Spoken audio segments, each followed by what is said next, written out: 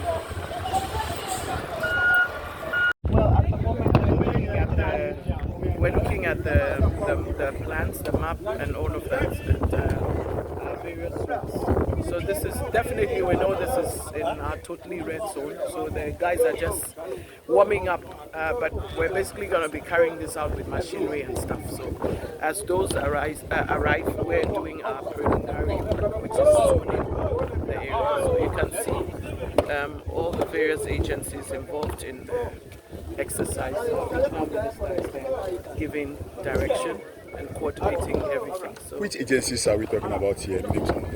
also the Wildlife Commission, Forestry, NADMO, and I think you have to give me a National security is also part well, of of the course, ground. National Security is offering us, all the support.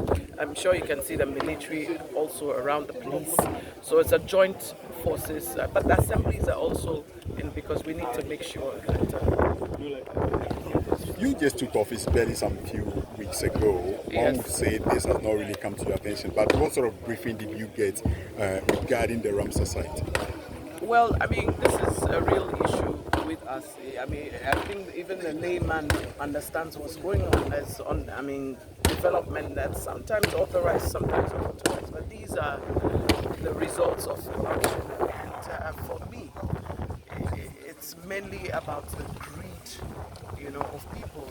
It's people who have access and have resources, and they're the ones that decide that the rest of us don't deserve to live freely and fairly. And so for me, sometimes we assume that this is about squatters and if that is it, then we have a responsibility to relocate them. But this is about people who have access to not only resources but information. They should know better. You assume from what you see that these are people who are exposed.